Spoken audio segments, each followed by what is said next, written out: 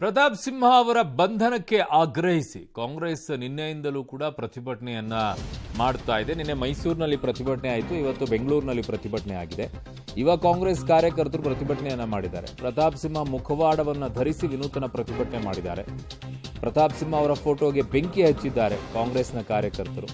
Pratap Simha BJP ವಿರುದ್ಧ ಧಿಕ್ಕಾರ ಕೂಗಿದ್ದಾರೆ. ಕೂಡಲೇ ಪ್ರತಾಪ್ ಸಿಂಹ ಅವರನ್ನ ಬಂಧಿಸಬೇಕು ಅಂತ ಪ್ರತಿಭಟನೆ. ಬೆಂಗಳೂರಿನ ರೇಸ್ ಕೋರ್ಸ್ ರಸ್ತೆಯ ಕಾಂಗ್ರೆಸ್ ಭವನದಲ್ಲಿ ಈ ಪ್ರತಿಭಟನೆ ಆಗಿದೆ. ಪ್ರತಿಭಟನಾಕಾರರನ್ನ ಈಗ ಪೊಲೀಸರು ವಶಕ್ಕೆ ಪಡೆದಿದ್ದಾರೆ.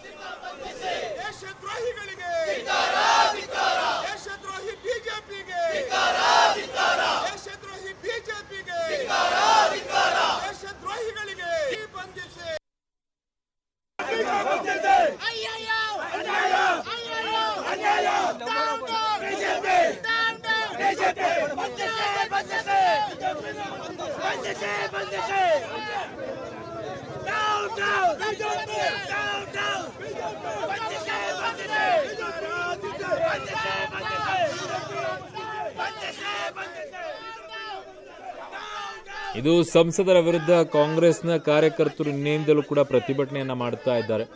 ನಿನ್ನೆ ಮೈಸೂರಿನಲ್ಲೂ ಕೂಡ ಇದೇ ರೀತಿಯಾಗಿ ಪ್ರತಿಭಟನೆಯನ್ನ ಮಾಡಿದ್ರು, ಬಂಧಿಸಲೇಬೇಕು ಅವರನ್ನ ಅಂತ ಹೇಳಿ. ಇವತ್ತು ಕೂಡ ಬೆಂಗಳೂರಿನಲ್ಲಿ ಪ್ರತಿಭಟನೆಯನ್ನ ಮಾಡಿದ್ರು. ಸಂಸದರನ್ನ ಬಂಧಿಸಬೇಕು ಅಂತ ಹೇಳಿ ಆಗ್ರಹಿಸಿ ಪ್ರತಿಭಟನಾಕಾರನ ಈಗ ಪೊಲೀಸರೆಲ್ಲ ವಶಕ್ಕೆ ಪಡ್ಕೊಂಡಿದ್ದಾರೆ.